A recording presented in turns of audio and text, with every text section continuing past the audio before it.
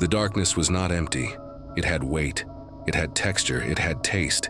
Deep in the basement of the Blackwood farm, the darkness tasted of old potatoes sprouting from oblivion and damp earth that had never seen the sun. Ilara had been there for 3 days, or perhaps 4. Time in that hole dug in the cold clay of Wyoming was not measured in hours, but in tremors. She was huddled in the farthest corner of the wooden staircase, hugging her knees, trying to conserve what little warmth remained in her thin bones. Above her head, through the cracks in the solid oak floorboards, she could hear the sound of kindness. He could hear the creaking of his father's boots, slow steps, methodical, the rhythm of a man who walks with the absolute certainty that God holds his right hand. "The body is the anchor, Josiah." His voice filtered through the boards, muffled but clear as a church bell on a frosty morning. He was talking to himself, or perhaps to the Lord. "We have to cut the rope so the spirit can ascend." Ilara closed her eyes. Her stomach no longer ached. The sharp pain of hunger, which had felt like a knife twisting in her stomach on the second day, had vanished. Now, there was only an empty void, a constant vibration that made her feel light, as if she were in fact about to float away from that hard-packed earthen floor. Her crime? A book.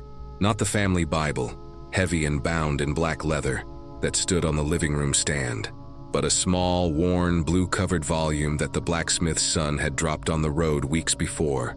Poems. Words that spoke not of sin, nor of redemption, nor of the fires of hell. They spoke of larks, of clear streams, of feelings that needed no penance. Josiah found her reading behind the barn. He didn't shout.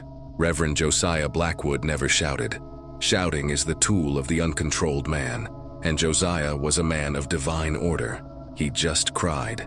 Thick, silent tears streamed down his gray beard as he took the book from her trembling hands. He looked at her not with hatred, but with terrifying pity, as if he were looking at a sick animal that needed to be sacrificed so as not to contaminate the herd. "The devil found a window in your eyes, daughter," he whispered, stroking her hair with a tenderness that made Ilara's blood run cold. He entered through the letters. Now we must expel him. Through deprivation, he guided her to the cellar not with shoves but with a firm hand on her shoulder, like a shepherd leading a sheep to shearing. When the trapdoor slammed shut, blocking the rectangle of light, the sound of the iron bolt sliding didn't sound like a prison. It sounded like a coffin being nailed shut. Clack. Now, in the dark, Ilara heard something new. Those weren't the steps of his father. It was a different sound coming from outside the house. The rhythmic, heavy, and unmistakable sound of hooves pounding on the dry earth of the yard. The neighing of a tired animal. The clinking of metal against metal. Spurs, buckles, the mechanism of a rifle rubbing against the leather of the saddle. Someone had arrived. Above her, Josiah's footsteps stopped. The silence in the house became tense, electric. Ilara raised her head. The dust falling from the cracks danced in the single ray of light that filtered through a fissure in the foundation. She tried to scream, but her throat was like sandpaper. The sound came out only as a dry hiss, a ghostly sigh. Outside, the midday sun beat down on the front porch. Silas Thorne dismounted from his roan horse. He wasn't a handsome man. He was a landscape made of flesh and scars. His face was sunburnt, his eyes half closed. Accustomed to staring against the wind, his stubble like barbed wire. He carried a Colt Navy on his hip that had lost its shine 10 years ago, and on his shoulders, the weight of someone who had buried everything he loved. Silas wasn't there to save anyone. He was there because the well on his land, 30 miles away, had dried up, and Josiah Blackwood owed him money from the sale of 20 head of cattle last fall. He wanted the silver, or he wanted water. He climbed the steps to the veranda. The wood groaned under the weight of his boots. He didn't knock.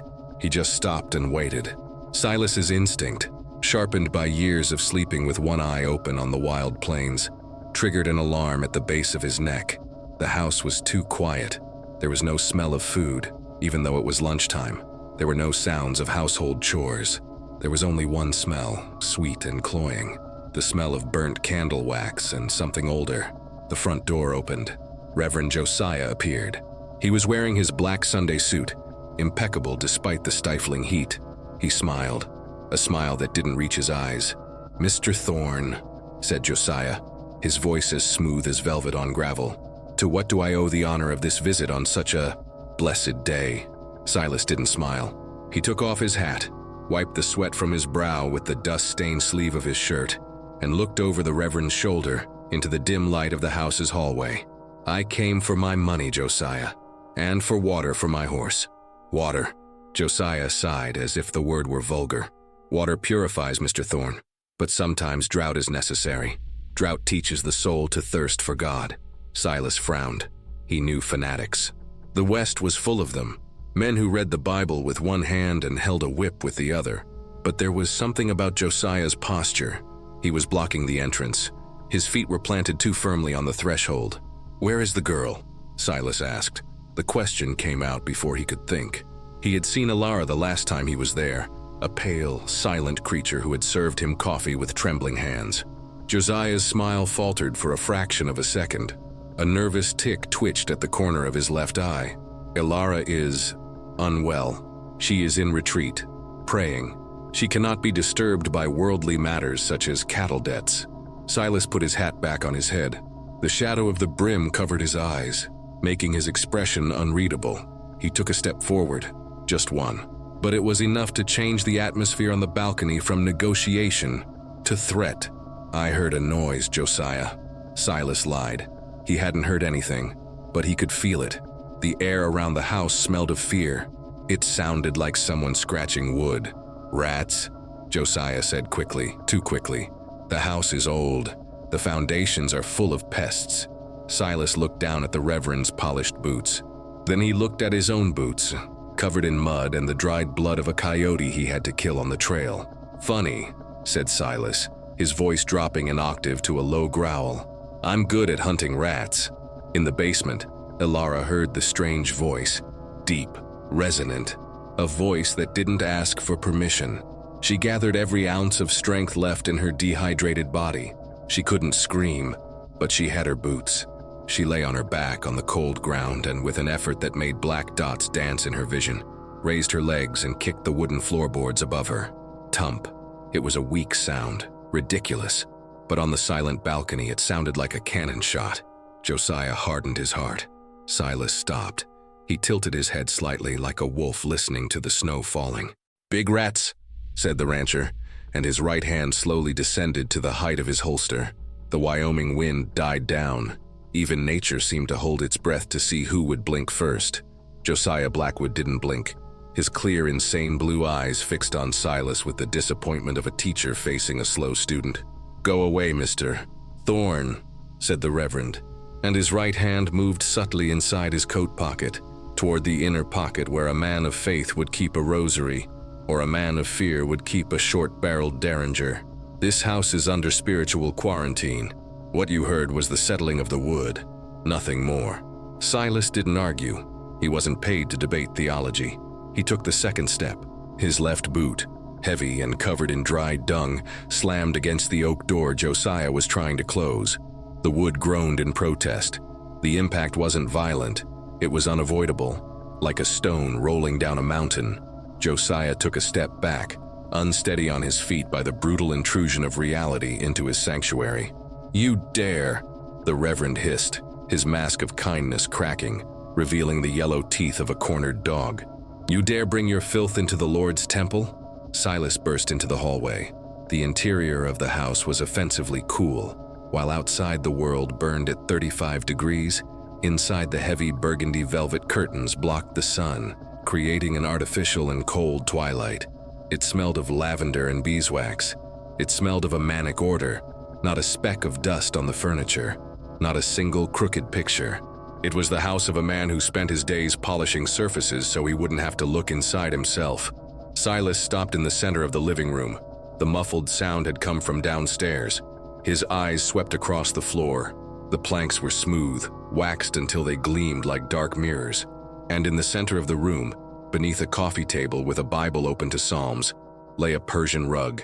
A red and intricate carpet, shifted only 2 centimeters to the left, a detail that only a tracker would notice, or someone searching for a grave. "Get out!" Josiah shouted now. His voice lost its velvety texture. He pulled his hand from his coat. It wasn't a weapon. It was a heavy iron crucifix with sharp points. He brandished it like a hammer. "You are an agent of chaos." A demon sent to disrupt the purification. Silas ignored the man shouting. He walked to the table. With a sharp flick of his boot, he kicked the coffee table away. The Bible flew, its pages rustling like the wings of a dead bird, and fell open to the floor. Then he pulled the rug out from under him with his left hand. There it was, a square trapdoor. The edges of the wood were scratched, as if fingernails had tried to dig their way out. A sturdy new black iron padlock held the bolt in place. "She's sick." Josiah stepped forward, raising the crucifix to strike Silas on the back of the neck. "Fasting is the cure. Don't touch the seal." Silas turned around. He didn't draw his weapon. He didn't need to waste a bullet on an old man. As Josiah's arm descended, Silas intercepted it in midair. His hand, calloused from working with ropes and cattle, closed around the Reverend's slender wrist like a steel vise. There was a dry sound, the sound of fragile bones being compressed beyond their limit. Josiah let out a sharp cry, and the crucifix fell to the ground with a dull thud. Silas shoved the Reverend. Josiah stumbled backward, colliding with the bookshelf, knocking volumes of theology over his own head. He slid to the floor, clutching his wrist, whimpering words in Latin mixed with curses. Silas turned towards the trapdoor. He drew his Colt Navy. He inverted the weapon in his hand, holding it by the hot barrel. He used the heavy wooden and brass stock like a hammer. Bam! The padlock held. Bam! The wood around the bolt gave way. Bam! The metal twisted. Silas sheathed his weapon, stuck his fingers into the crack in the splintered wood, and pulled with a guttural growl. The trapdoor slid open, creaking on its rusty hinges. The smell went up first. It wasn't the smell of sanctity. It was the thick, damp, and sweet smell of a place where living things were left to rot. The smell of old urine, mold, and concentrated fear. The cold air of the basement collided with the warm air of the house, creating an invisible fog of misery. Silas looked down into the square darkness. "Girl?" he called. His voice came out hoarse. No response. Only the sound of irregular wheezing breathing coming from the dark corner. Silas descended the rotten wooden steps. With each step, darkness swallowed him. The light from the room upstairs drew a perfect rectangle on the dirt floor, illuminating only dust and emptiness. He struck a match against the stone wall. The yellow flame hissed, battling the dampness. He raised the small light. In the corner, huddled against the damp stone wall, was Alara, but she wasn't the girl he remembered. The blue cotton dress was filthy, torn at the knees. Her hair, once carefully braided, was a tangled mess of knots and straw. But the worst thing was her eyes. They were too large for her hollow face. Her cheekbones looked like blades beneath her translucent skin. Her lips were cracked, white with thirst. She didn't move when she saw the light. She didn't run towards it. She stepped back. She pressed her back against the cold stone, covering her head with her thin, twig-like arms, trembling violently. "I didn't read it," she whispered, her voice broken, delirious. "I swear, Father, I didn't read it. I got rid of the devil. Don't hit me." The flame from the match burned even Silas's fingers, but he didn't feel the pain. He felt something far worse. He felt a cold, liquid rage rising from his boots to his chest, flooding his veins with a poison that could only be cured with blood. He extinguished the match with a quick flick of his wrist. Darkness returned, but now Silas knew where she was. He approached slowly, crouching down to be at her level. He didn't touch her. He knew that touching an injured animal like that could scare it to death. "Alara," he said softly.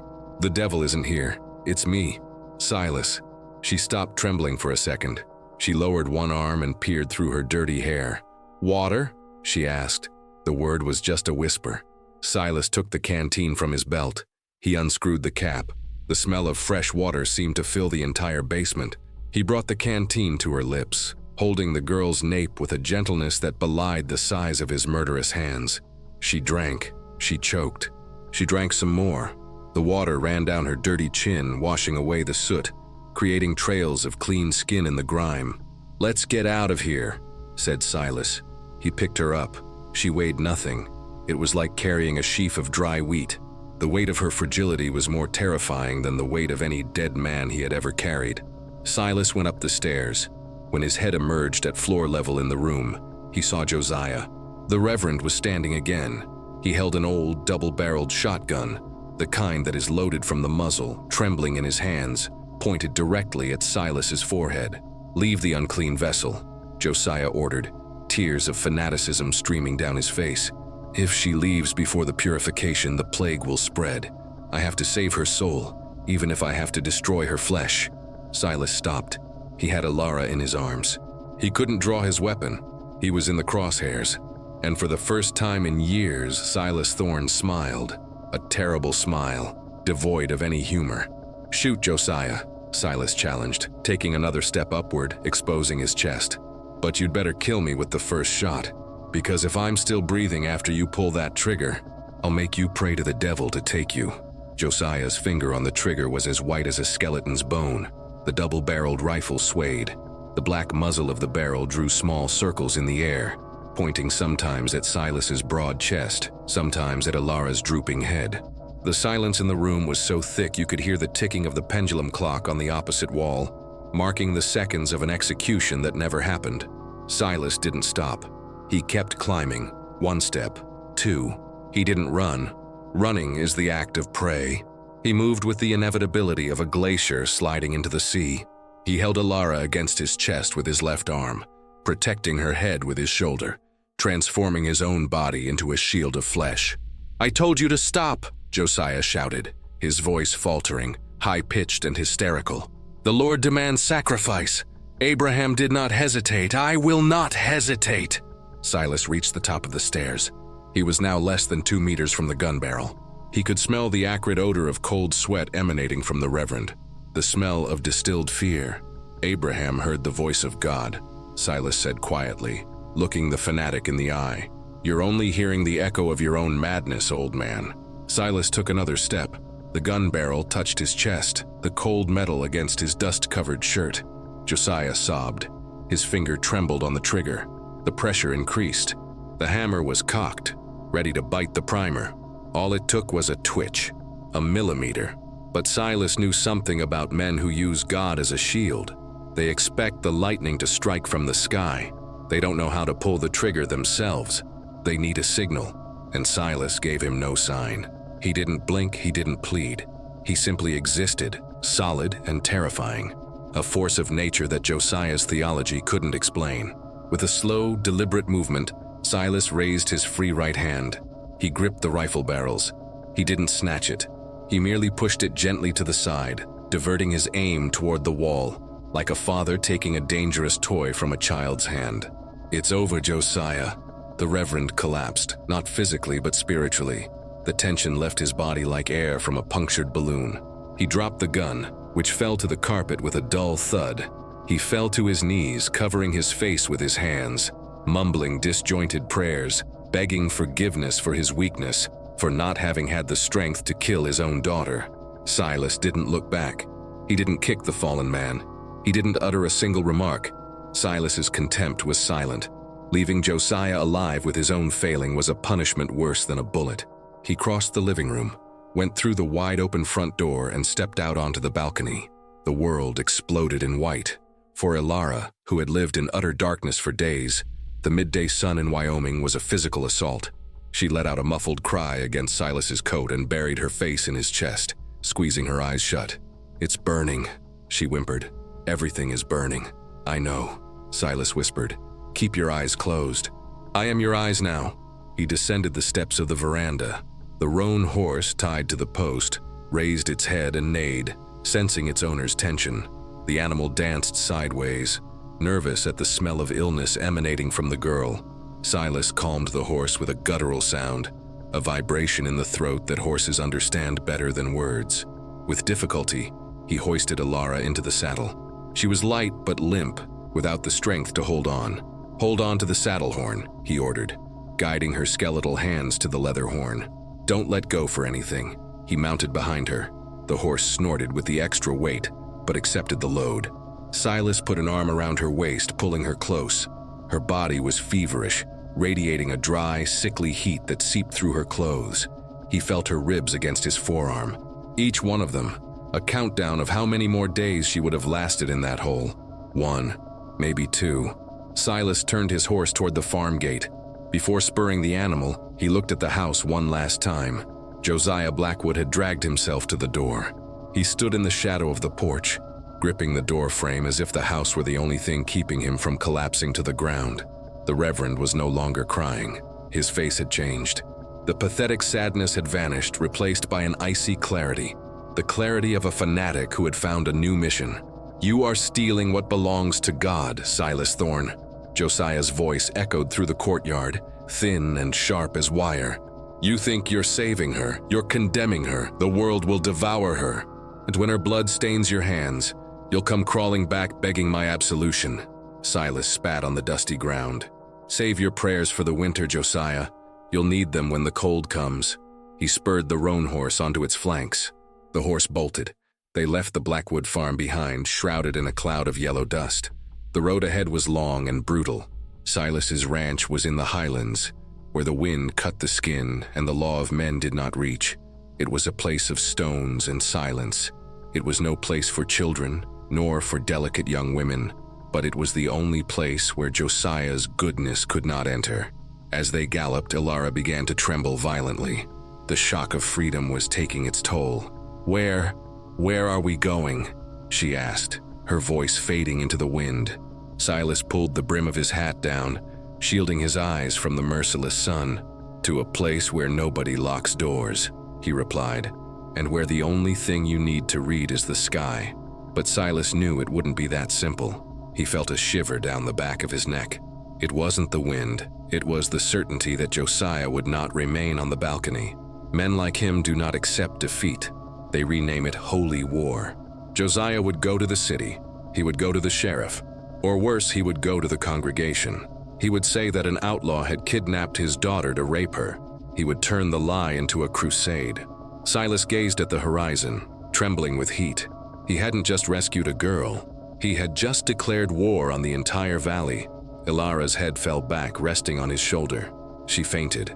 Silas cursed under his breath and urged his horse to go faster. He needed to reach the canyon before nightfall. If she died in the saddle, all that charade at her father's house would have been for nothing. "Hang in there, girl," he growled in her ear, more of an order than a consolation. "You didn't survive hell to die on the road." The sun began to set, painting the sky a violent red, the color of an open wound. They were two tiny dots in the vastness of the border, fleeing a demon in a black suit, running towards an uncertain future where the only promise was that the next meal would be hot and the next bullet would be real. In Wyoming, night doesn't fall, it collapses. When the sun disappeared behind the peaks of the Wind River Range, the temperature plummeted 20 degrees in half an hour. The stifling heat of the day gave way to a bluish chill that bit the ears and stiffened the fingers on the reins. Silas felt Ilara tremble against his chest. It was no longer the trembling of fear. It was hypothermia setting in. Her body, weakened by hunger, had no fuel to burn. She was a bird dying of cold in the middle of winter. "We're almost there," he lied. There were still 3 miles of steep uphill to go. The roan horse snorted, exhaling clouds of white vapor from its nostrils, its hooves slipping on the loose gravel of the goat trail that Silas called a road. Silas Thorne's ranch had no poetic name. It wasn't Vista Alegre or Vale Sereno. It was simply the high ground, a cabin of pine logs blackened by time, embedded in the living rock like a barnacle in a ship's hull. A crooked corral, a barn that defied gravity and the howling wind that never stopped. As they crossed the tree line, 2 dark figures shot out from the dark balcony. Dogs. Wolf mixes with something big and grumpy. They didn't bark. Real guard dogs don't bark, they surround. "Back up!" Silas's voice cracked like a whip. The animals stopped instantly, their ears lowered, their yellow eyes fixed on the strange burden the master carried in the saddle. They could smell blood and disease. Silas dismounted with difficulty, his legs stiff. He caught Ilara before she slid to the ground. She was unconscious, her head hanging like a rag doll. He carried her inside. He kicked the cabin door open. The interior smelled of cold tobacco, gun grease, and loneliness. There were no feminine touches, no curtains, no tablecloth, just the essentials to keep a man alive and lethal. A table, a chair, a cast-iron stove, and a bed in a corner, covered with bison hides. He laid her down on the bed. The contrast was stark, her pale, dirty skin against the thick, dark fur of the blankets. She seemed too small, too broken for that place of giants. Silas lit the kerosene lamp. The yellow light flooded the room, revealing her miserable state. Her dress clung to her body with cold sweat. He stopped. He had treated gunshot wounds, delivered calves, and set broken horse legs. But undressing a feverish girl, that was a minefield. Josiah's words echoed in his head. "You're going to rape her." Silas clenched his jaw. "I'm not your father," he growled at the empty room. He picked up a hunting knife from the table. With surgical precision, he cut the laces of her boots. He pulled away the hardened leather. Her feet were injured, covered in burst blisters. He didn't take off her dress. Instead, he piled blankets on top of her. Heavy furs, rough woolen quilts. He buried her under layers of warmth until only her dirty face was visible. Then, it went to the stove. The firewood crackled. The fire roared. Silas filled a kettle with water and threw in a handful of willow bark and dried honey, an Indian remedy for fever and pain. While the water boiled, he sat in the wooden chair, facing the door, with the Winchester rifle in his lap. He didn't sleep. He stood there watching her breathing. Up, down, Each breath was a victory against the Reverend. Hours later, or perhaps minutes, a sound broke the silence. A sharp sigh. Ilara sat up in bed with a jolt, her eyes wide, blinded by panic. She didn't know where she was. She saw the log walls, the dancing shadows, the giant man sitting in the dark with a gun. She recoiled until her back hit the headboard, pulling the furs up to her chin. The scream died in her dry throat. "The basement," she stammered. "Where's the door?" Silas didn't move quickly. He knew that sudden movements would trigger terror. He simply leaned his body toward the light. "There is no basement, Ilara. You are upstairs." She blinked, trying to focus. The memory of the escape returned in fragments. The horse, the sun, the pain. You're the waterman." "Silas," he corrected. "Drink this." He stood up and handed her a steaming pewter mug. Ilara looked at the mug, then at him. Distrust was now ingrained in her DNA. Do you have any sleeping pills?" she asked. "To make me forget?" "It has willow bark. To take away the pain. I need you to be awake to live, not asleep." She gripped the mug with both hands, her fingers trembling so much that some of the liquid spilled. She drank. The warmth spread through her chest, thawing something inside her. Silas returned to his chair, but before sitting down, he did something strange. He stood up, went to the main door of the cabin, the only entrance, and picked up a thick oak bar that served as a lock. He didn't put it on. He picked her up and took her to the bed. He placed the heavy wooden bar on the ground, within Ilara's reach. "This cabin has a lock on the inside," Silas said, his voice deep and serious. "No one gets in if the lock is on. Not even me." Ilara looked at the wood. "But it's your house. This is your room now," Silas said. "If you want to sleep and want to be sure that no one will come in, you put the lock on. I sleep in the barn."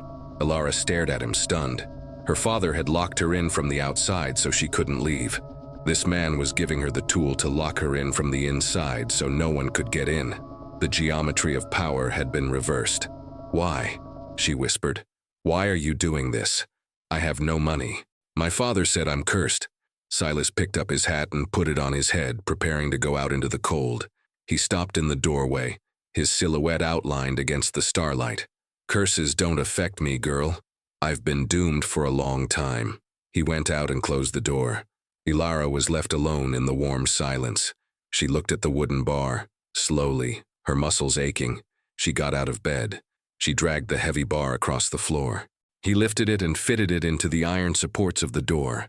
Clack. For the first time in his life, the sound of a lock didn't mean imprisonment. It meant safety.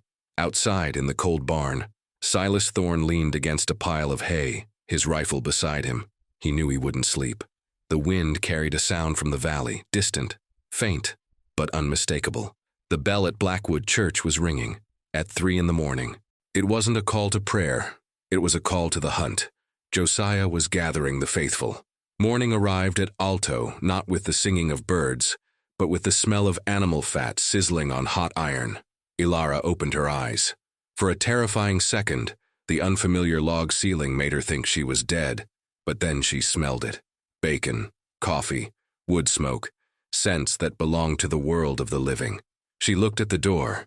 The oak latch was still there, solid, immovable. No one had entered. The giant's promise had been fulfilled. She pushed aside the heavy furs. The air in the cabin was cold but bearable. Her legs trembled as she stepped onto the wooden floor, but she forced herself to stand. She walked to the door. Her thin, pale hands gripped the wooden bar. It was heavy. It required effort. She picked it up and set it aside. Clack. She opened the door. Silas was on the porch, crouched before a small, makeshift stove, as it was a bright day. He was cleaning his Winchester rifle with an oily cloth. The movement was hypnotic. Disassemble, clean, reassemble. Click-clack. He didn't look at her when he spoke. There's food on the stove inside. Eat it all. If you vomit, eat again. Ilara leaned against the door frame, hugging herself against the mountain wind. She was wearing an old flannel shirt that Silas had left on the chair for her. It was enormous on her, like a dress, covering her down to her knees. I heard the bell, she said. Her voice was hoarse, but not broken. Silas stopped cleaning the gun. He looked down at the valley below, a vast expanse of pine trees and mist. Bells ring for 3 reasons, girl. Weddings, funerals, or fires. There is no fire, Ilara said. Yes, there is. Silas turned to her. His eyes were as hard as flint. The fire is in your father's head, and he's going to try to burn the whole world down to get to you. He stood up. His height blocked the sun. Eat, then put on your boots. We have work to do. The job wasn't washing dishes. Half an hour later, her stomach full of stale bread and salted meat, Ilara stood behind the barn, facing a row of rusty cans balanced on a rotten fence. Silas was beside her. He was holding a revolver. Not his battle Colt Navy, but a smaller .32 caliber revolver with a mother-of-pearl handle. A gambler's, or a ladies' man's gun. Josiah said the devil entered you through the books, Silas said, spinning the cylinder of the gun. He said your hands were weak, prone to sin. He held out the gun to her, gripping it by the barrel. There is no sin up here, Ilara. Up here there are only those who shoot and those who dig the grave. Hold on. Ilara looked at the metal object. It was cold, heavy, the antithesis of everything she had been taught. Women don't take up arms. Women sew. Women pray. She extended her trembling hand. When her fingers touched the metal, she expected to feel an electric shock, a divine condemnation. He felt nothing, just cold steel and oil. It's heavy, she whispered. Life is tough, Silas retorted. Hold on with both hands. Spread your legs. Plant your feet on the ground like a tree. If you slack off, the recoil will knock you down. He positioned himself behind her, adjusting her posture. His large hands corrected her shoulders, raised her elbows. He wasn't being gentle, he was being technical. He was building a weapon, not embracing a girl.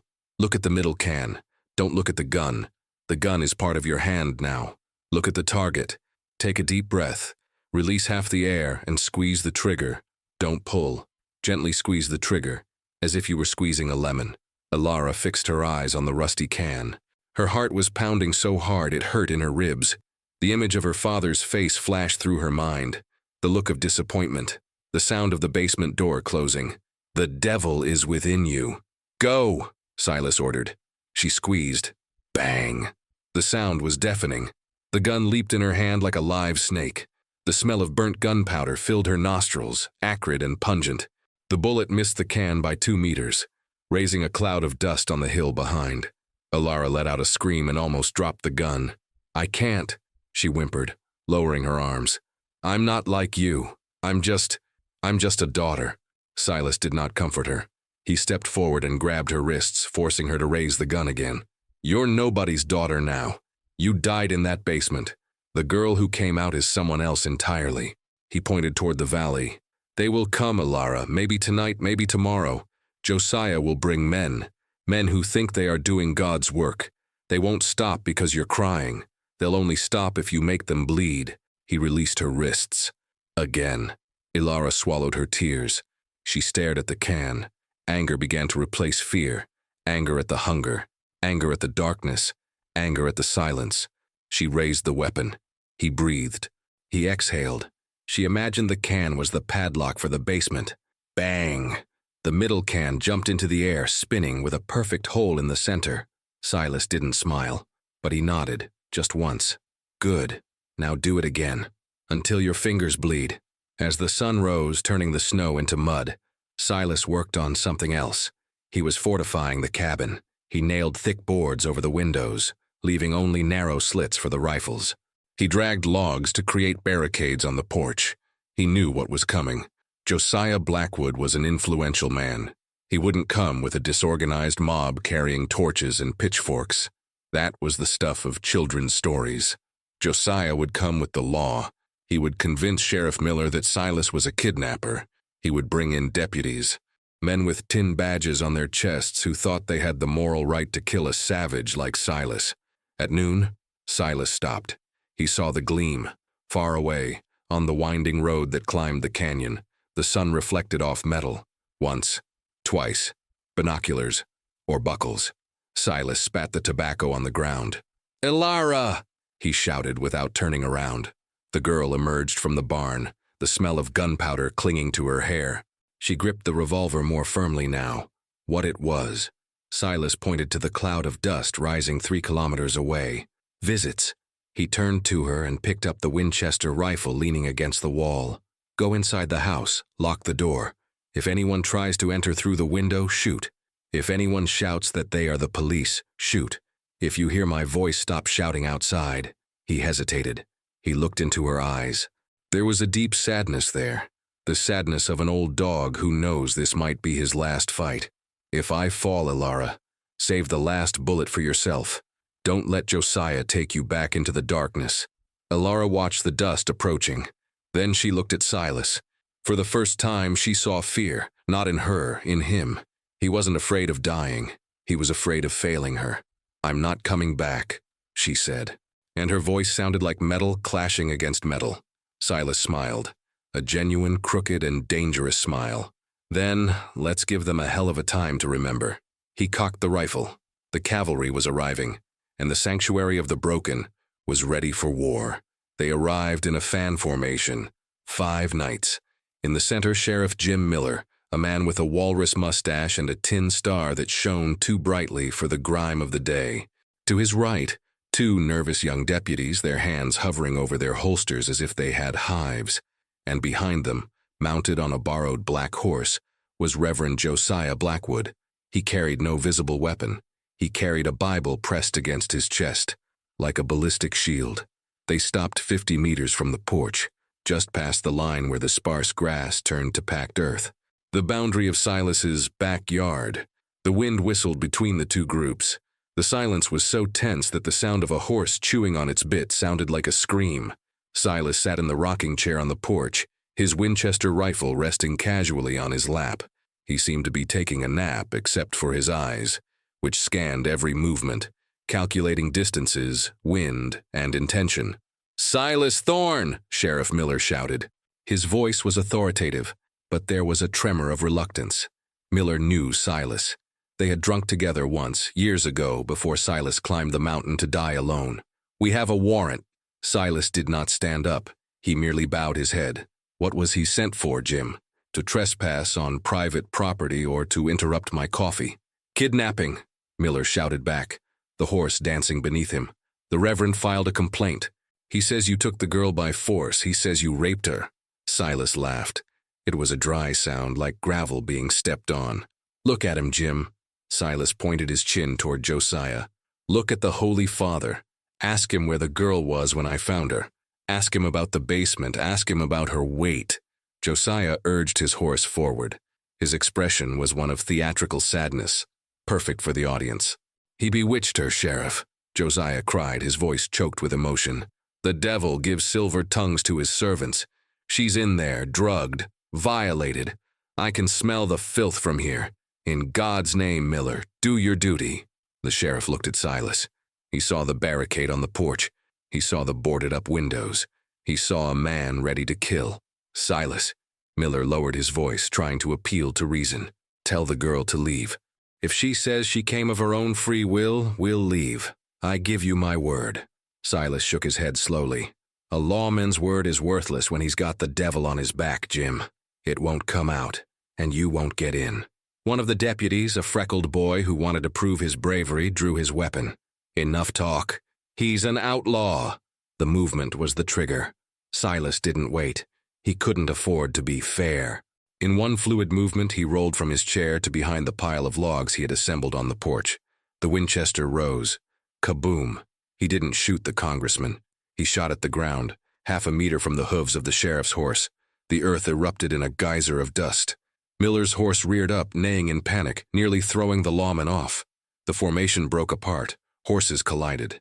"The next shot will go in the chest," Silas roared, his voice thundering over the chaos. "Get out of my land!" "Fire! Kill the bastard!" Josiah shouted, pointing to the hut like a prophet of the apocalypse.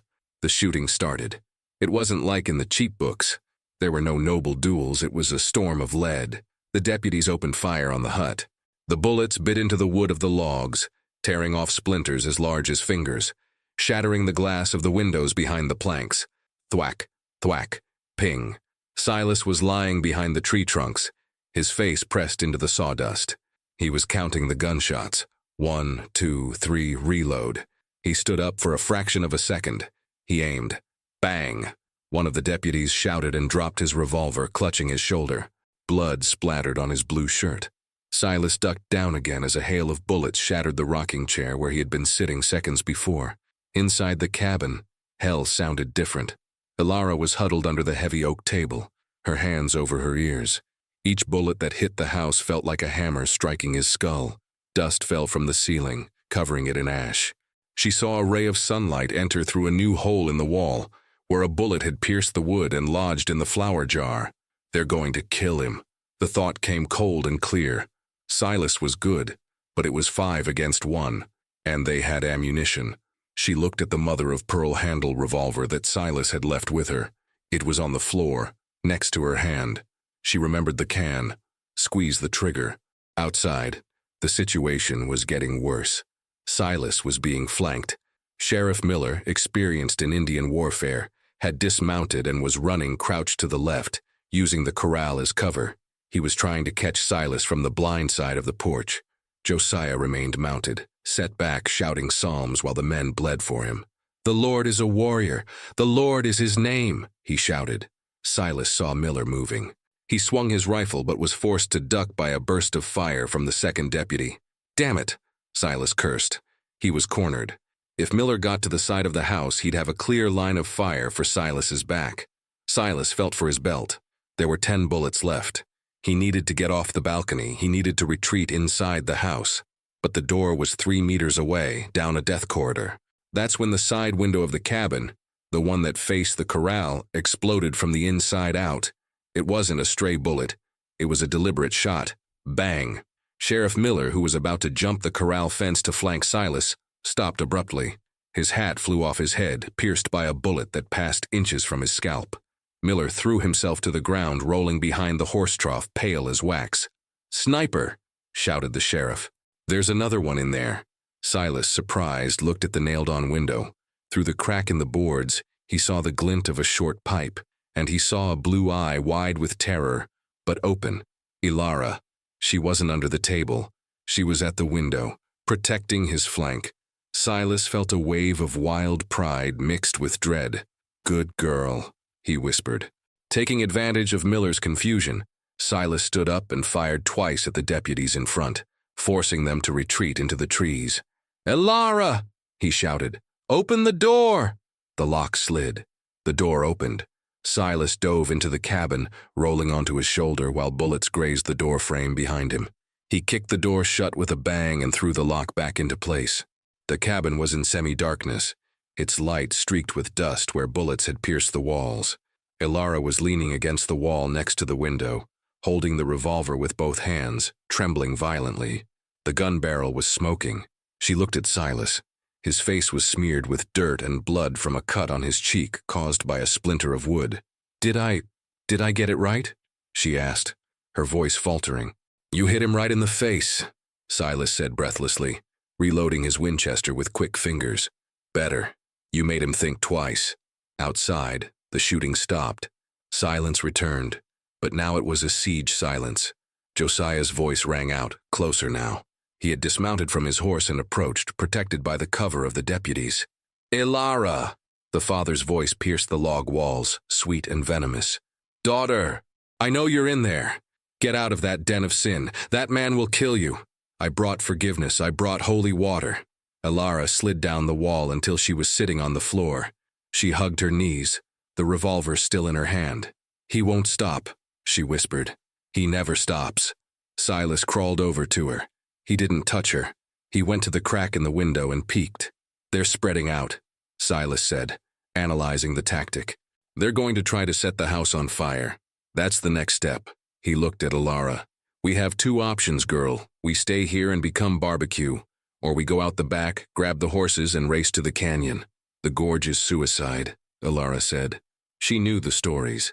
The Devil's Pass was a narrow path where horses broke their legs. "Yes," Silas agreed. "But it's the only place where the sheriff won't dare follow us."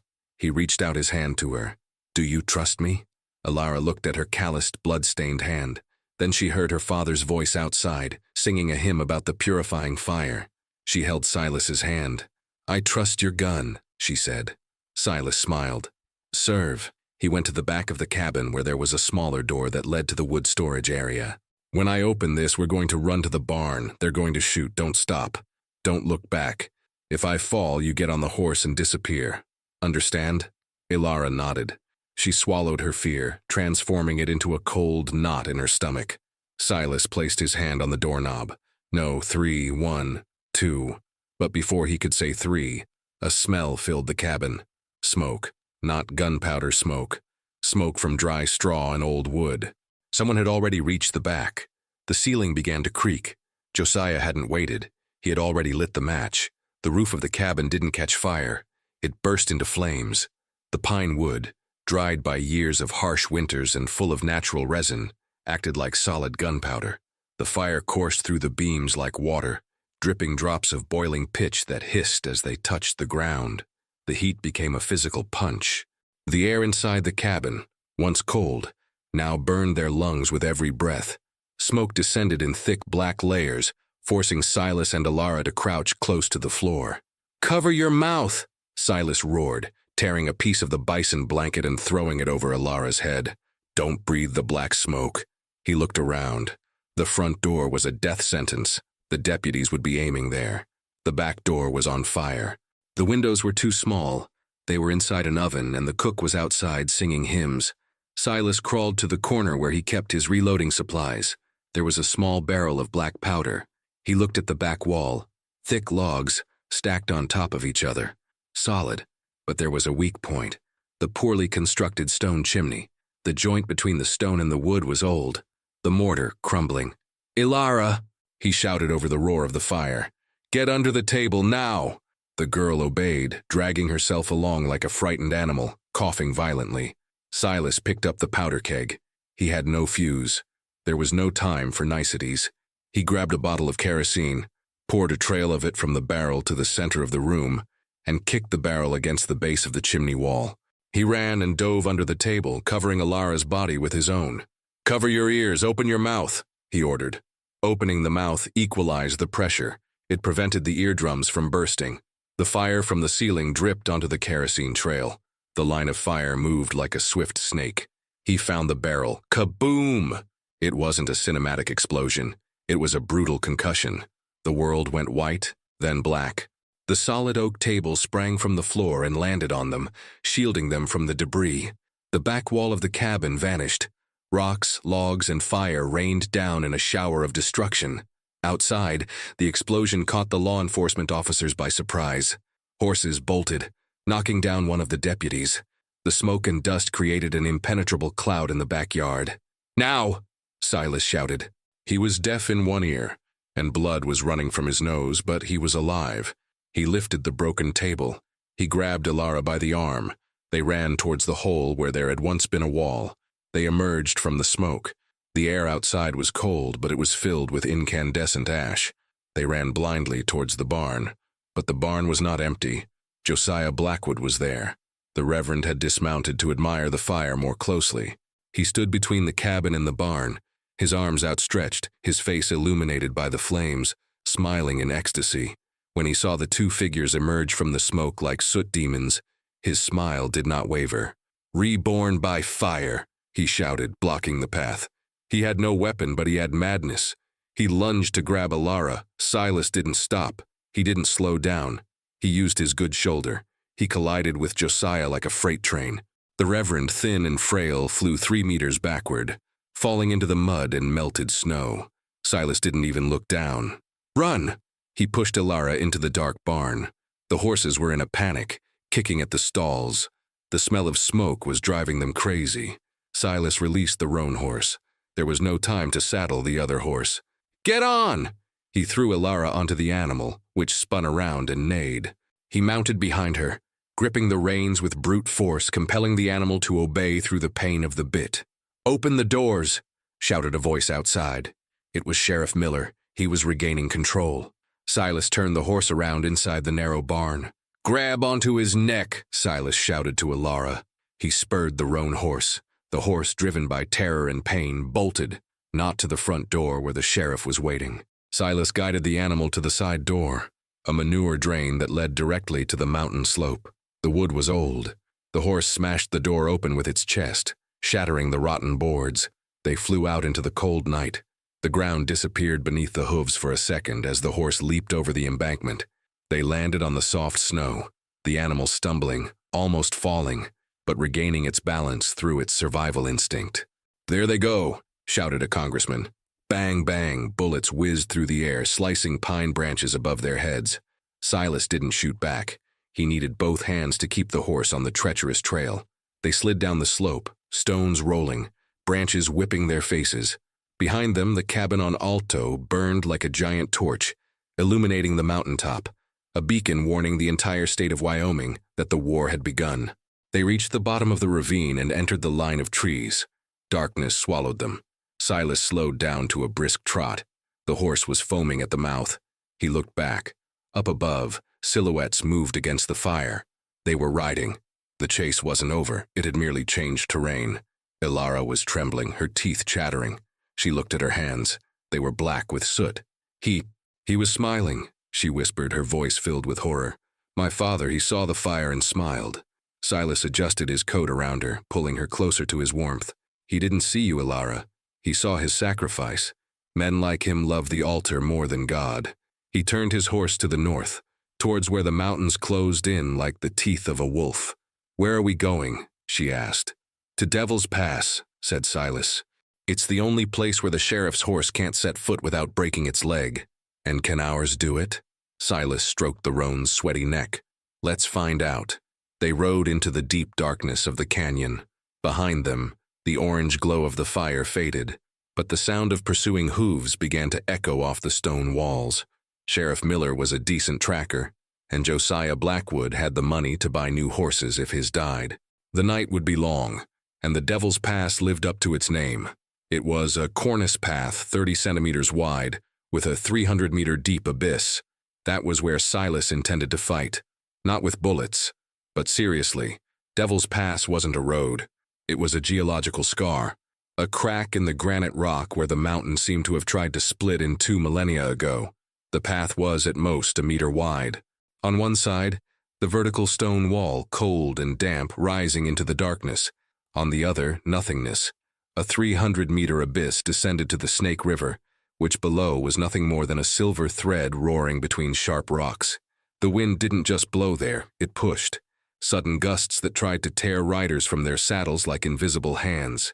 Silas fell apart. The roan horse was trembling, its hooves slipping on the thin ice that covered the rock.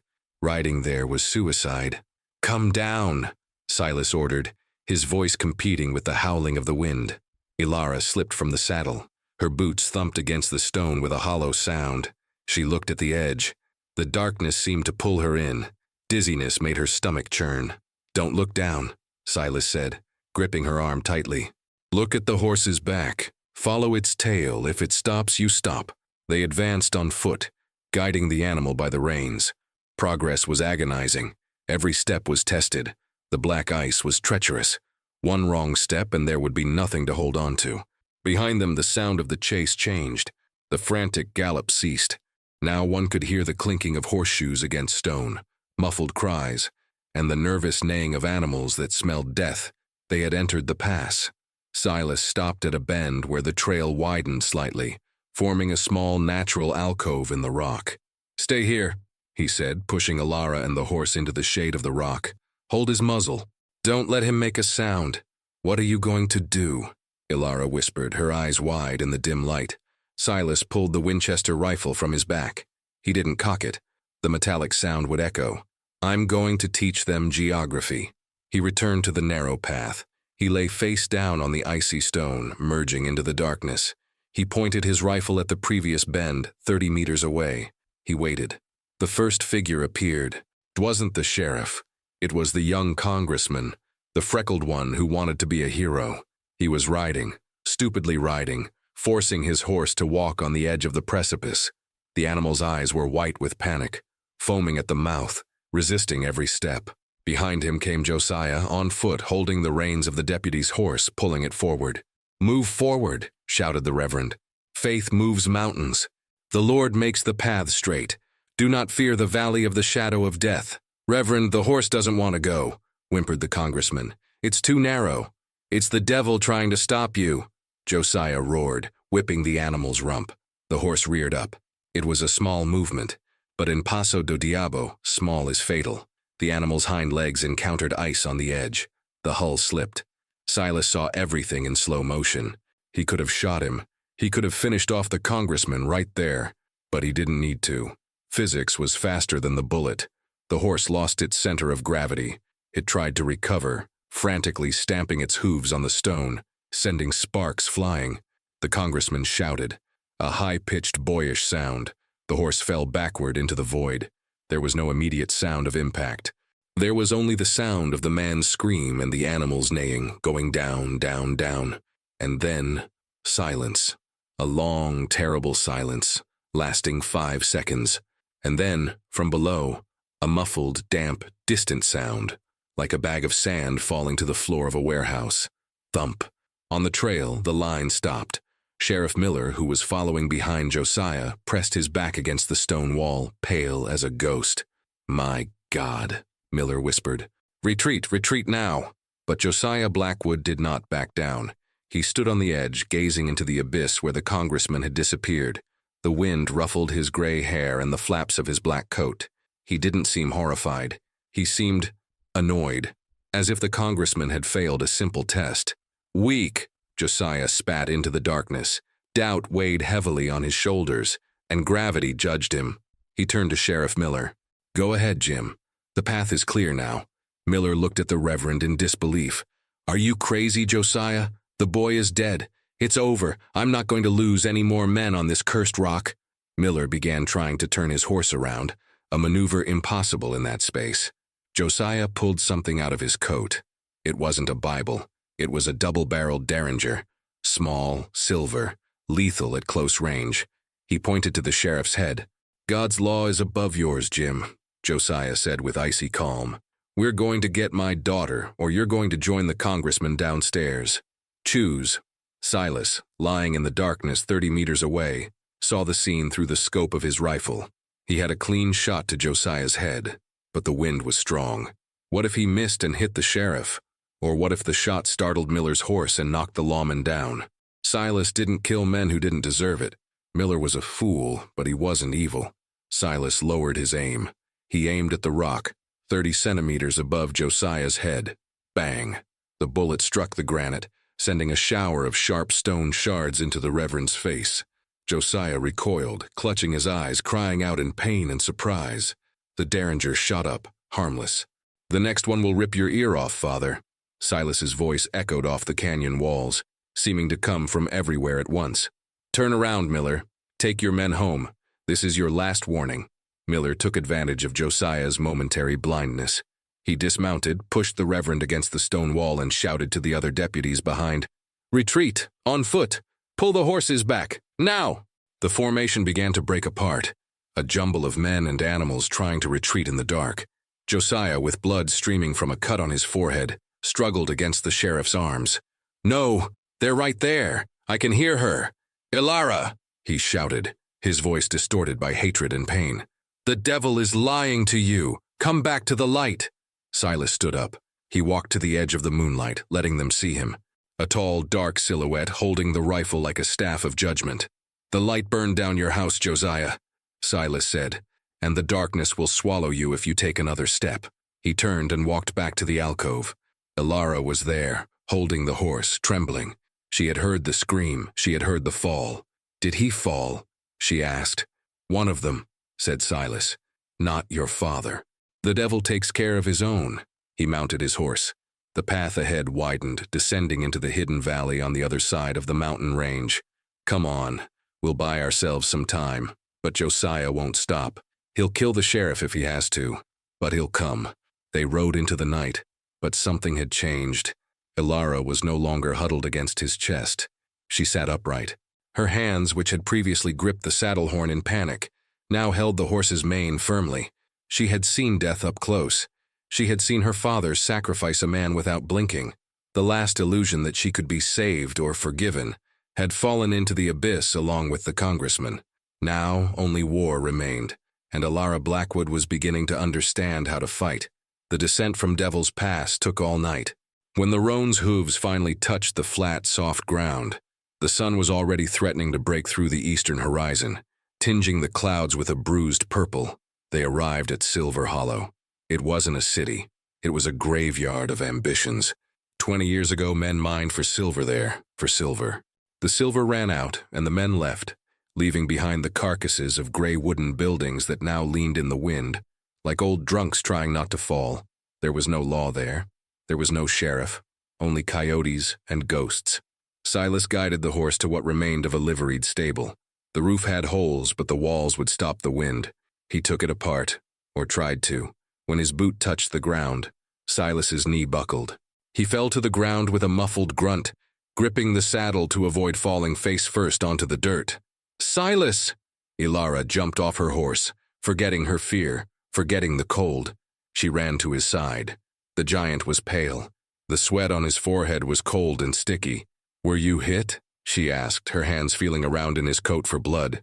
Silas took a deep breath, trying to overcome the dizziness. "It's not a bullet," he growled. "It's the house. The house bit me on the way out."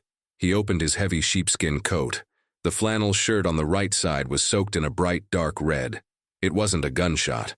During the explosion of the cabin, a splinter of wood, an irregular piece of pine beam about the size of a kitchen knife, had pierced his side just below his ribs. The tight belt had stopped the bleeding during the ride, maintaining pressure. But now that he moved, the blood started flowing again. Ilara covered her mouth with her hand. The wound was nasty. The wood was embedded deep, surrounded by swollen purple flesh. "We have to take this off," she said, her voice trembling. Silas looked at her. His eyes were glazed with fever. "If you remove it, the blood will come. If you leave it, the infection will kill." He tried to stand, but the pain bent him over again.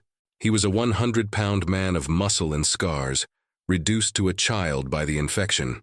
"Grab the saddlebag," he ordered, his voice weak. "It has whiskey. It has a needle. It has a fire." They entered the old blacksmith's office, the only building with a door that still closed. Silas lay down on a workbench covered in dust. Ilara lit an oil lamp they found hanging there. The yellow light illuminated the operating room. Silas took a long swig from the bottle of cheap whiskey. Then he poured the amber liquid over the wound. He roared, an animalistic sound caught between his teeth. His body arched across the table. "Now," he said, panting, "you're going to have to pull. Don't wobble, pull straight, like you're pulling a nail out of wood." Ilara looked at her own hands. They were the hands of a pianist, the hands of a reader, hands that her father said were useless for God's work. She looked at Silas. He was dying, the only man who had looked her in the eyes and not seen a demon. She took a deep breath. The smell of blood and alcohol filled her lungs. She gripped the end of the bloodied piece of wood. It was rough, slippery. "It's going to hurt," she warned. "Pain tells you that you're still alive," Silas murmured, closing his eyes. "Pull." Ilara pulled. There was a horrible sucking sound. The flesh resisted, then gave way. Silas screamed and fainted. His head fell to the side, lifeless. The blood gushed out, hot and fast. Ilara didn't scream. She didn't cry. Panic tried to rise up her throat, but she swallowed it, tasting of bile. She took a clean cloth from the saddlebag and pressed the hole with all the weight of her thin body. "Don't die," she whispered fiercely. "You're not allowed to die. I still don't know how to shoot properly." She maintained the pressure until her arms ached, until the bleeding slowed to a slow trickle. So she took the leather sewing needle and the gut thread. She heated the tip of the needle in the flashlight flame until the metal turned red. She had never sewn meat, but she had sewn dress hems under the strict supervision of her aunts. The principle was the same. Join the edges, close the gap. She pierced Silas's tough skin. The needle was thick. It required force, point by point, knot by knot. She stitched back together the man who saved her, and with each stitch, she also stitched together her new identity. She was no longer the victim in the basement. She was the healer on the frontier. When he finished, he wiped the sweat from his brow with his blood-stained forearm. Silas was breathing, shallowly but steadily. She covered him with her coat. Then she sat on the floor, leaning against the leg of the counter, holding the mother-of-pearl-handled revolver in her lap. Outside, the wind howled through the ruins of Silver Hollow. Ilara looked at the door. If her father showed up now, she wouldn't hide under the table. She looked at the revolver. She knew what to do. Silas woke up hours later. The pain in my side was a constant burning sensation, but the acute agony had subsided.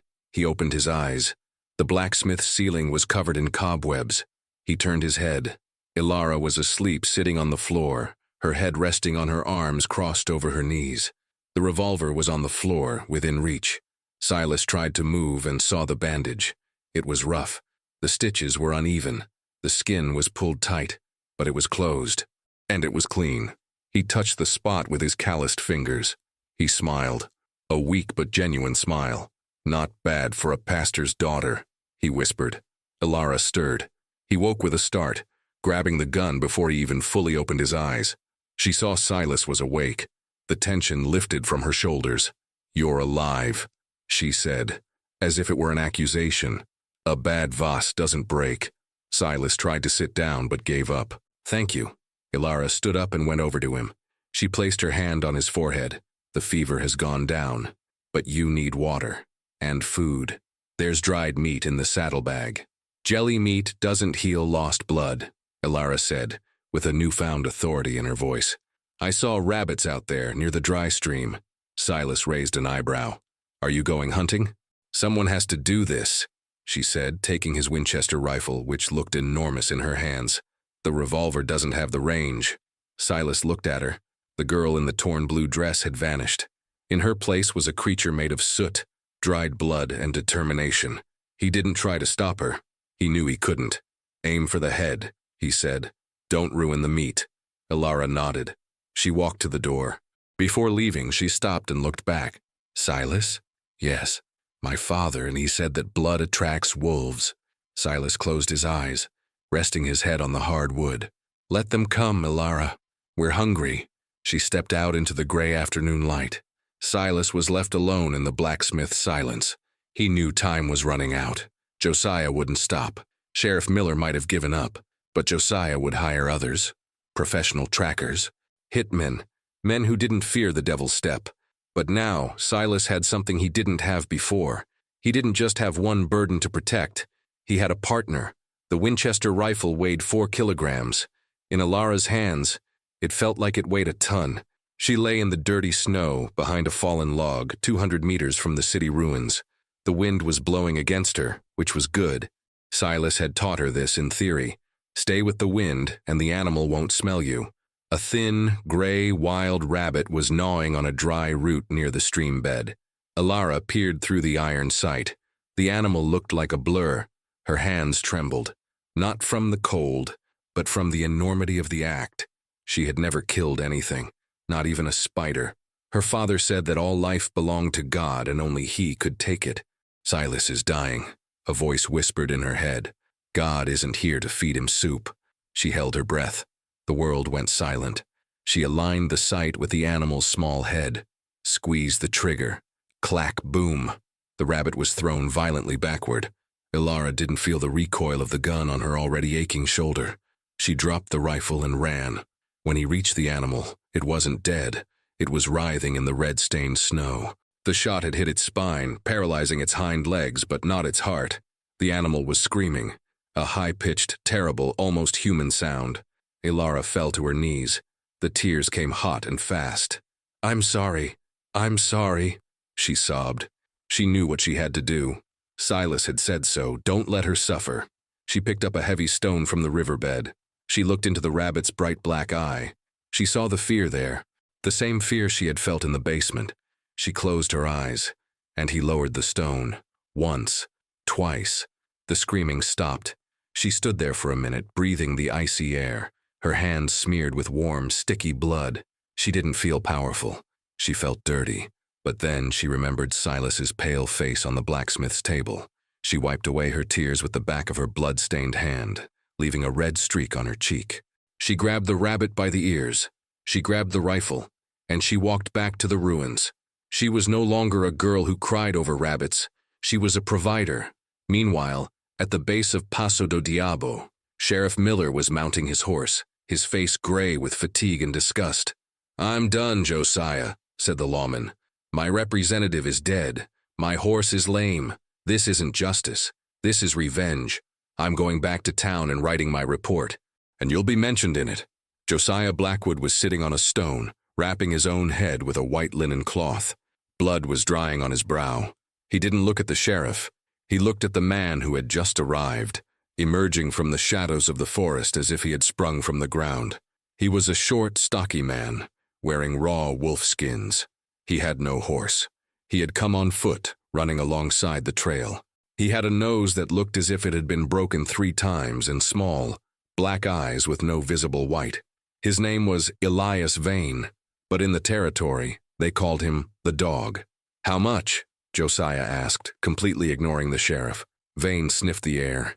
He picked up a handful of snow where Silas's horse had passed hours before. He tasted the snow. "Blood on the snow," Vane said.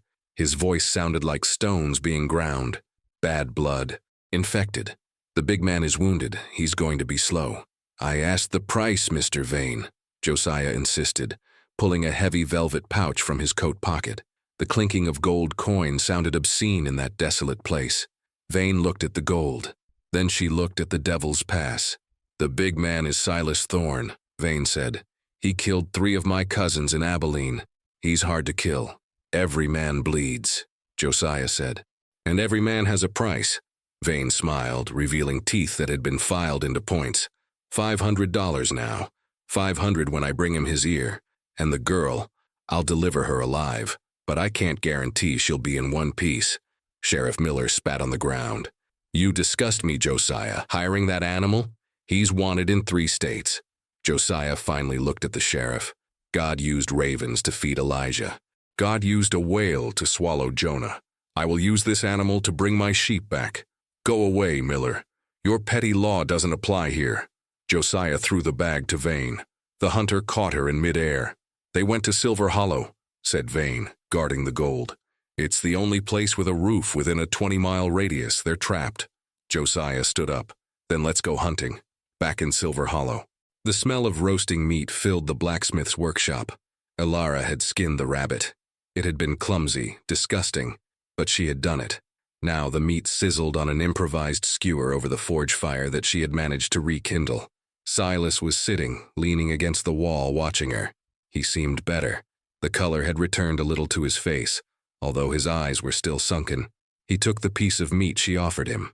It was half burnt on the outside, half raw on the inside. No salt. For Silas, it was the best meal he'd had in 10 years.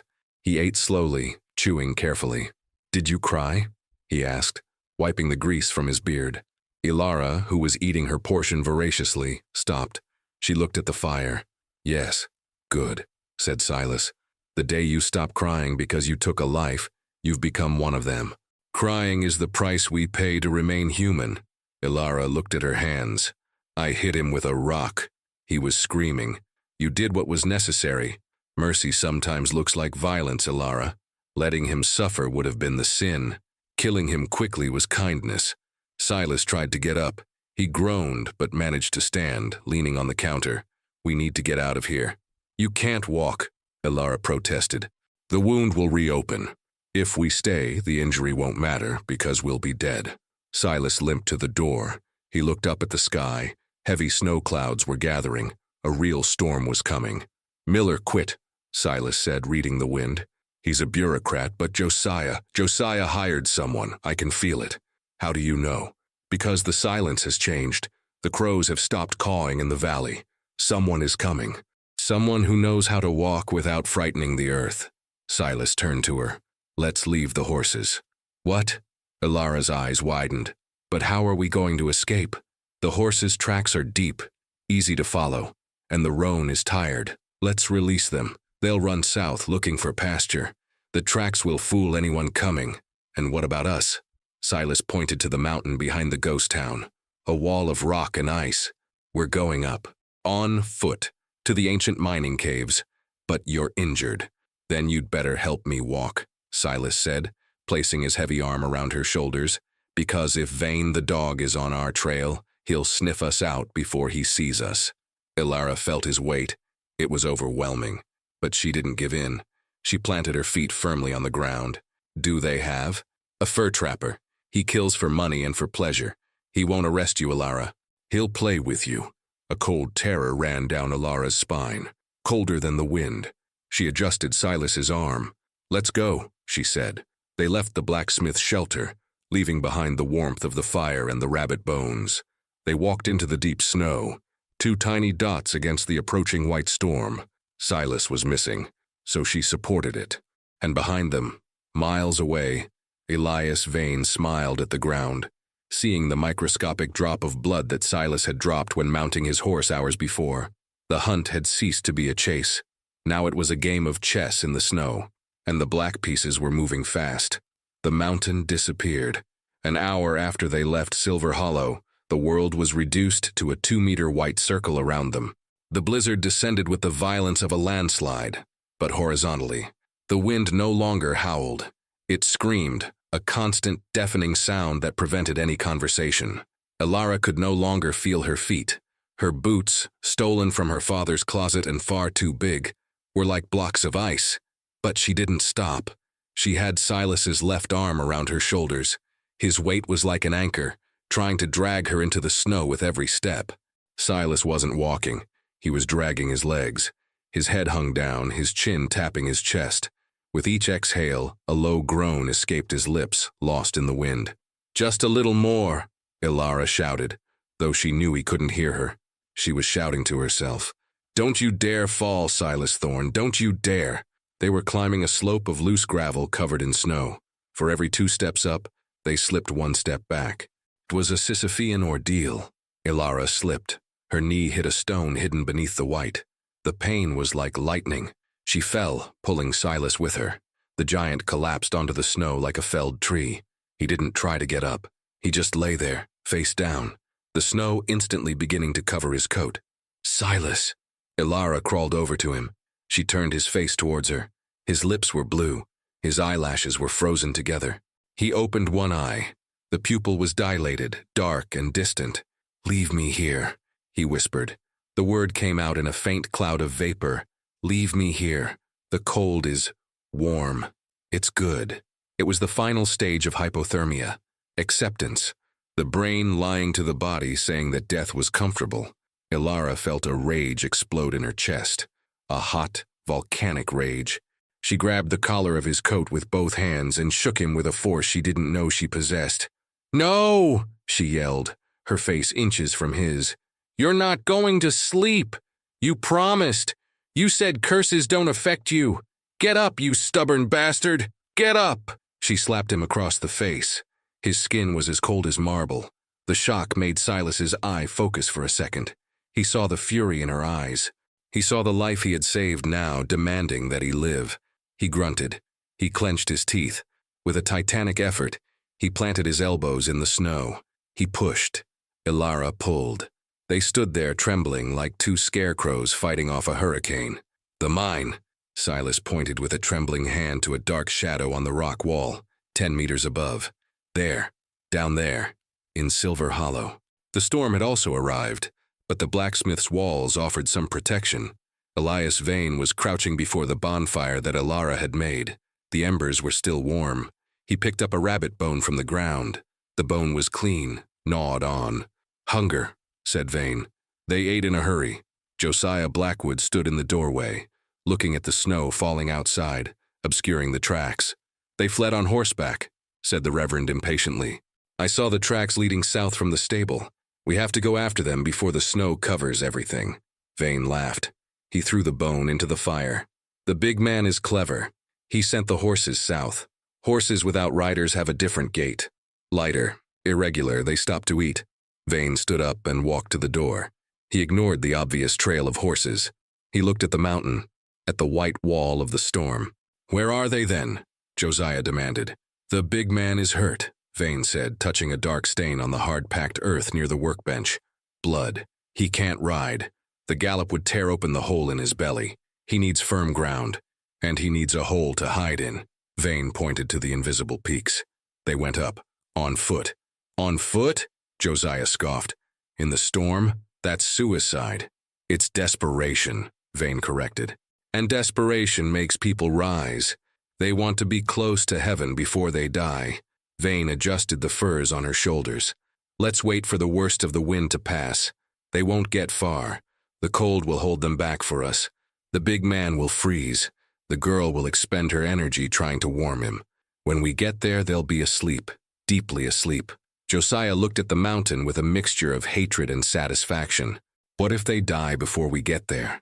Vane grinned, showing his sharp teeth. So you're saving the bullet, Reverend, but I still want my gold. The mine entrance was a black mouth in the mountainside, supported by rotten wooden beams that smelled of dampness and time. When Alara and Silas crossed the threshold, the sound of the wind was abruptly cut off, replaced by a heavy, dripping silence. The air inside was stagnant, but compared to the outside, it felt tropical. The temperature of the deep earth remained constant, above freezing. Silas took 3 more steps into the darkness and fell. This time he didn't try to get up. He rolled onto his back, panting, his chest rising and falling in short spasms. Alara dropped the rifle. Her hands were so numb she couldn't close her fingers. She shoved them under her armpits to try and regain feeling. "We're inside," she said, her voice echoing off the damp stone walls. "Silas?" He didn't answer. He was trembling violently. The tremors of hypothermia, an attempt to generate heat when there's no fuel left.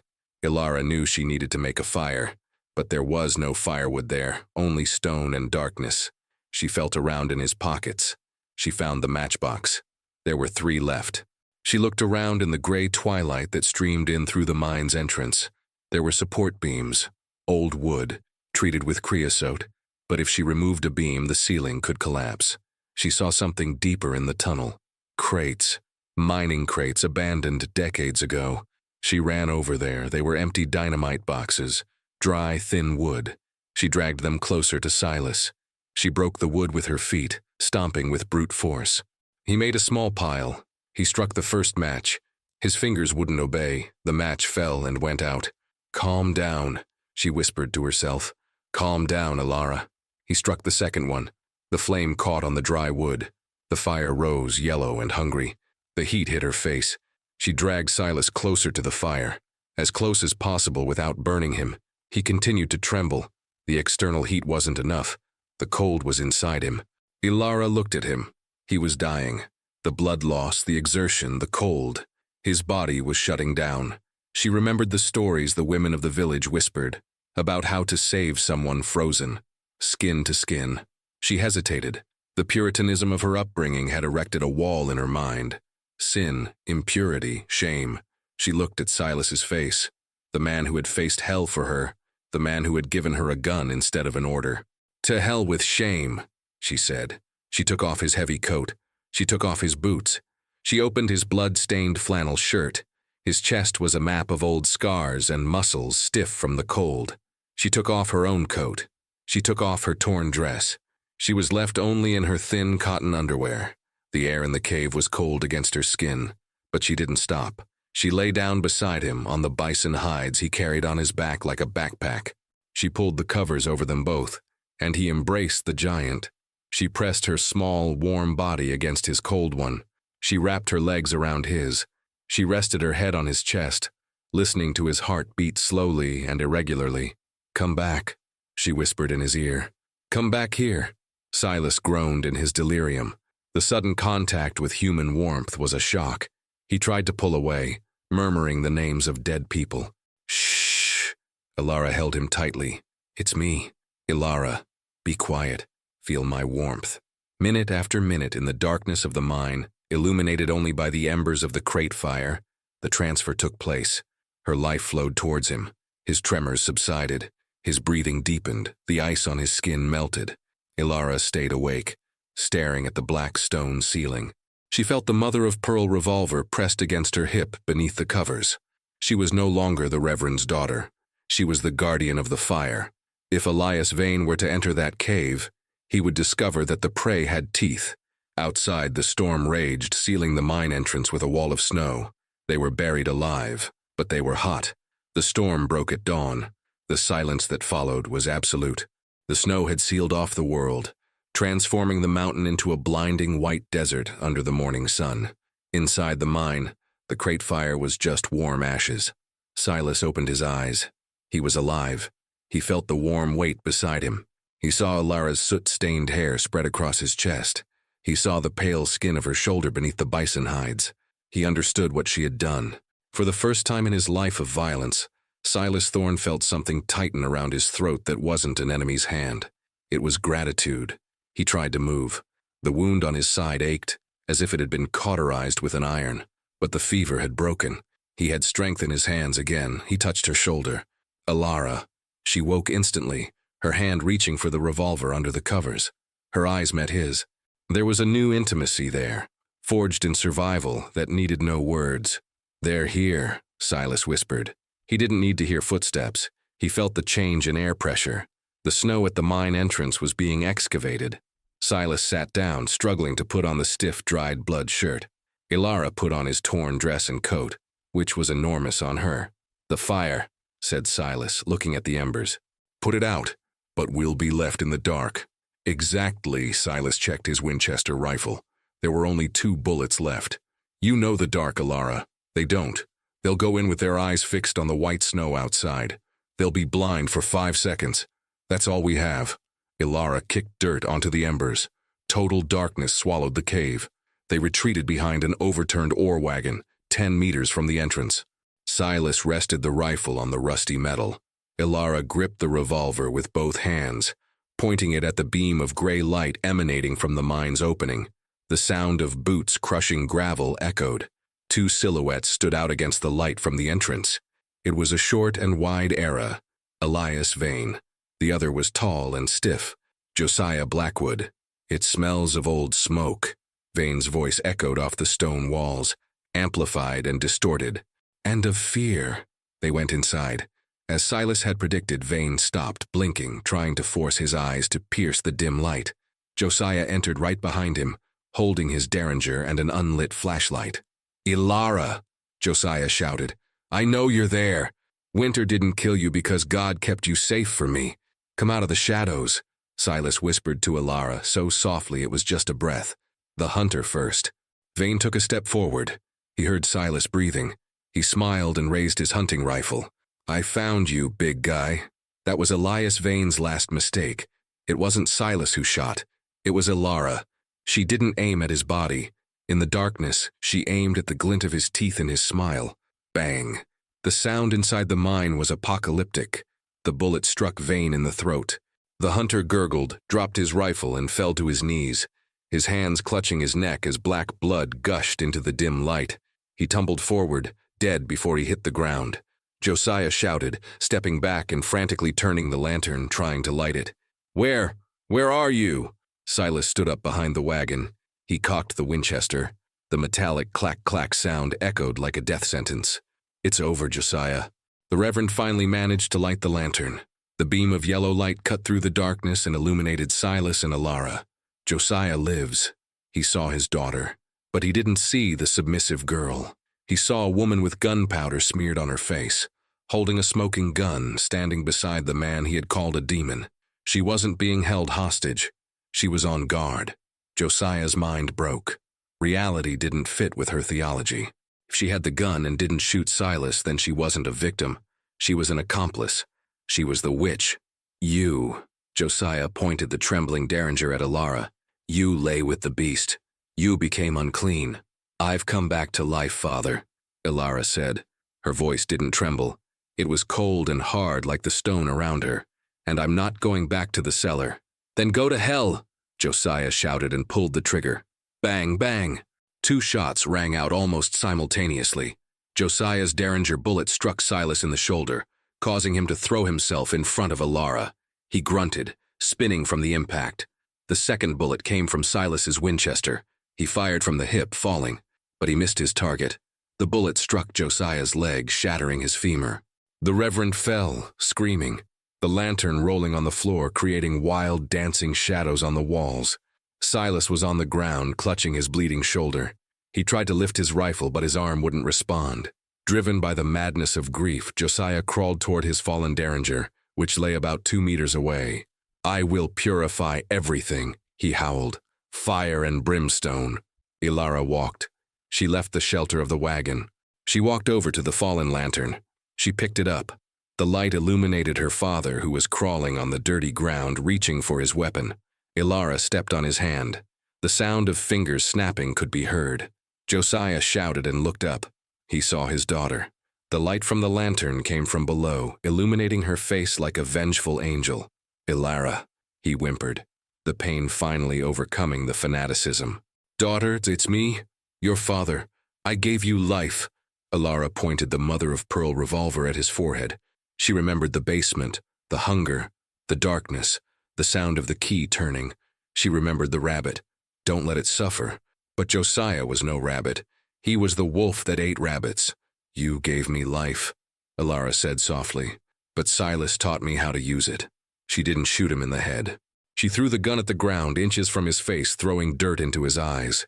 Josiah shrank back, sobbing, defeated, small. "I'm not going to kill you, Father," she said, "because death is silence, and I want you to live in the noise. I want you to live knowing that I am free, and that God was not on your side." She kicked the Derringer away to the bottom of the mine shaft. Then she turned to Silas. He helped the giant to his feet. He was pale but smiling. "Let's go," she said. They left the mine. The sunlight beat down on them with full force. The sky was an impossible blue. The air was cool and clean, with no smell of mold, no smell of incense. They left Josiah Blackwood behind, screaming in the darkness, a broken man in his own stone cathedral.